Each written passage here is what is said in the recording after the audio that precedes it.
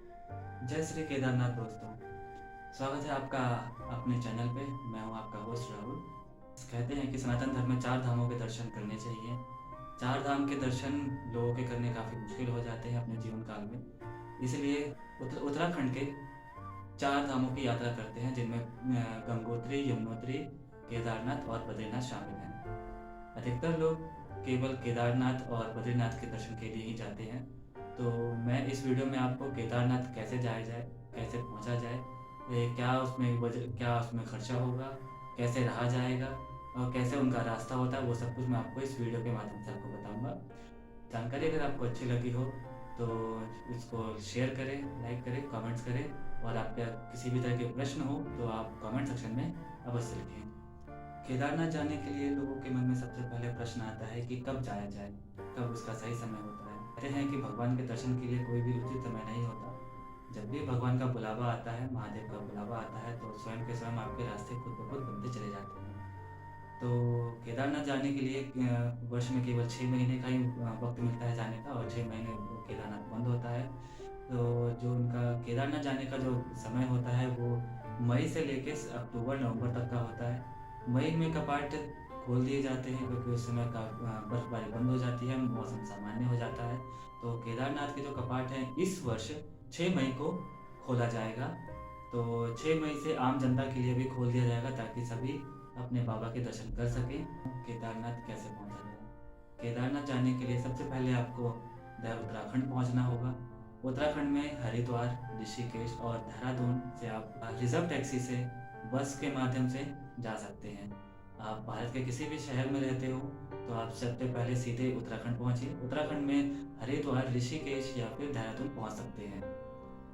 वहाँ पहुंचकर आप किसी प्राइवेट टैक्सी को हायर करिए, बस से भी जा सकते हैं। केवल यही दो माध्यम होते हैं वहाँ तक जाने के। मैं कंसिडर कर रहा हूँ कि आप हरिद्वार पहुँच गए हैं। तो हरिद्वार पहुँचने का समय होता है आपका अर्ली मॉर्निंग में। आप सुबह करीब 5 या 6 बजे के आसपास हरिद्वार पहुँच जाइए, और यहाँ से अपनी प्राइवेट टैक्सी या फिर बस, जो भी आपको कन्वेंस ईजी लगे, समझ में आए, आप उनसे केदारनाथ जाने का रास्ता ले सकते हैं। मैं कंसिडर लेके चल रहा हूँ कि आप हरिद्वार से अपनी प्राइवेट टैक्सी या फिर अपनी कार के माध्यम से आप जा रहे हैं। तो अगर आप सुबह 6 से 7 के बीच में अपनी जर्नी शुरू करते हैं हरिद्वार से, तो आप लगभग रुद्रप्रयाग तक दोपहर के 4 बजे के आसपास तक आराम से पहुँच 4 से 5 बजे के आसपास आराम से पहुँच सकते हैं। इस बीच आपको देवप्रयाग नाम की एक जगह देखने को मिलेगी, जिसमें दो नदियों का संगम बनता है, जिसमें अलकनंदा और भागीरथी मिलकर गंगा नदी बनती है, जो कि इनका संगम स्थल कहा जाता है देवप्रयाग का। तो आप यहाँ पे दर्शन करके फिर आप आगे बढ़ सकते हैं, और अगर आपकी इच्छा हो तो आप इसमें स्नान और पूजा भी कर सकते हैं। अब अपनी प्राइवेट टैक्सी से या फिर कार से आप अपना प्राकृतिक सौंदर्य को देखते हुए सीधे आप लगभग 4 5 बजे के आसपास के रुद्रप्रयाग पहुंच जाएंगे। रुद्रप्रयाग तक आप होटल में स्टे करिए। रात बिताने के बाद आप अर्ली मॉर्निंग फिर से लगभग 5 6 बजे के आसपास आप अपनी यात्रा को प्रारंभ करिए। यहाँ से आपको रुद्रप्रयाग से आपको गौरीकुंड के लिए प्राइवेट टैक्सी ही लेनी पड़ेगी, क्योंकि आगे आगे पर्सनल व्हीकल जाने की कोई रास्ता नहीं है, वहाँ पे रोक दिया जाता है। और आप वहाँ के प्राइवेट टैक्सी को लेकर, प्राइवेट जो व्हीकल होती है वो लेकर आप सीधे गौरीकुंड आ सकते हैं। गौरीकुंड आप लगभग 7 से 8 बजे के आसपास पहुँच जाइए, तभी आपकी यात्रा जो है वो पूर्ण तरीके से सही समय पर संपूर्ण हो पाती है।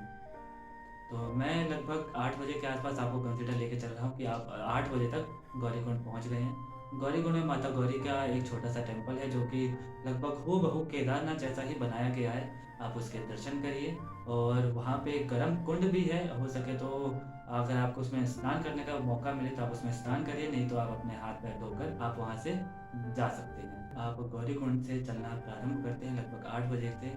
यहाँ से आप पिट्ठू, पालकी या फिर घोड़ी भी ले सकते हैं, या फिर अगर आप चलने में सक्षम हैं तो आप पैदल ही इस यात्रा को पूर्ण कर सकते हैं।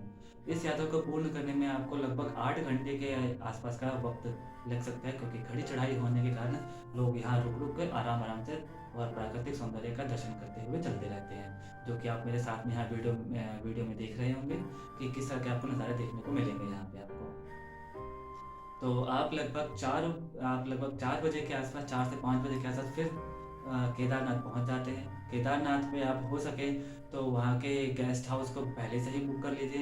यहाँ गेस्ट हाउस बुक करने के लिए कोई प्राइवेट होटल्स भी होते हैं, या फिर आप GNVN की वेबसाइट पर अपने डायरेक्ट होटल्स की बुकिंग भी कर सकते हैं, क्योंकि वहाँ पहुँचने के पश्चात आपको शायद हो सके तो होटल्स रूम ना मिले और आपको काफ़ी दिक्कतों का सामना करना पड़ सकता है। आप लगभग 4 से 5 बजे के आसपास केदारनाथ मंदिर के पास आराम से पहुंच गए हैं। वहाँ पे आप थोड़ा-सा विश्राम करिए और बाबा के प्रांगण में ही बैठ के आप उनके दर्शन करिए। केदारनाथ मंदिर पहुंचकर वहाँ स्टे करने के पश्चात आप फिर से मॉर्निंग में स्नान और फ्रेश होकर फिर से आप बाबा के दरबार में जाने के लिए लाइन में लग जाइए, क्योंकि वहाँ भक्तों की इतनी ये भीड़ होती है कि वहाँ लाइन लग जाती है। लगभग 1 से 1.5 घंटे में लोगों के दर्शन हो पाते हैं। तो आप दर्शन करने के लिए लाइन में लग जाइए, और अगर आप दर्शन लगभग 9 बजे के आसपास तक, अगर आप लगभग 6 बजे भी लाइन में लग जाते हैं वहाँ के, तो आपको लगभग 8 से 9 बजे के बीच में आपको बाबा के दर्शन हो जाएंगे। हो सके तो इससे कम समय भी लग सकता है, लोगों की भीड़ के ऊपर डिपेंड करता है कि आपको कितना भीड़ लगेगा वहाँ पे। आप लगभग 8 से 9 बजे के बीच में दर्शन कर लीजिए। यहाँ से फिर दर्शन करने के बाद, बाबा के दर्शन करने के बाद आप थोड़ी सी और ऊपर चढ़ाई करने के बाद भैरव बाबा का एक छोटा सा टेम्पल पड़ता है, वहाँ भी आप दर्शन अवश्य कर लीजिए। ऐसा माना जाता है कि अगर आप केदारनाथ दर्शन के लिए आए हैं तो साथ साथ आपको भैरव बाबा के दर्शन करने भी माना जाता है, तभी आपको यात्रा को संपूर्ण समझा जाता है। आप लगभग भैरव बाबा के दर्शन करने में लगभग 12 बजे का समय अप्रोक्स हो जाता है। फिर आप दर्शन करने के पश्चात वापस अपनी यात्रा को प्रारंभ करिए, वापस अपने नीचे गौरीकुंड के आने के लिए। तो अगर मैं कंसीडर लेके चल रहा हूँ कि अगर आप 12 बजे भी दर्शन आपने पूर्ण कर लिया है, तो नीचे आप लगभग 4 बजे के आसपास गौरीकुंड तक पहुँच जाएंगे। और गौरीकुंड पे पहुँचने के पश्चात फिर से आप अपने लोकल टैक्सी लीजिए, लोकल जो वहाँ की लोकल टैक्सी चलती है आप वो लीजिए, और रुद्रप्रयाग तक या आपका जो होटल है आप वहाँ तक पहुँच जाइए।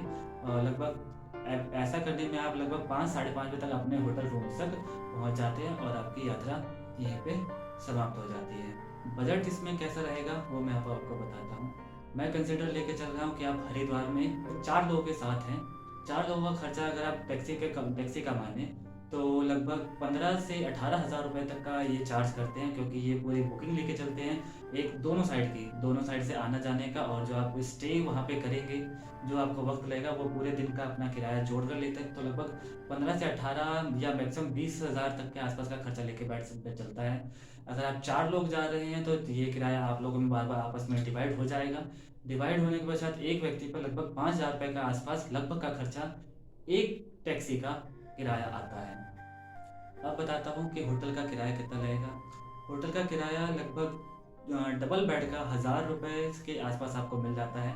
तो अगर आप 4 लोग जा रहे हैं तो 4 लोगों में वो 4 बेड लगा के आपको 1,500 से 2,000 रुपये में आपको अपना रूम दे देंगे, जिसमें आपको फिर से लगभग 500 रुपये पर व्यक्ति के हिसाब से आपका खर्चा आएगा।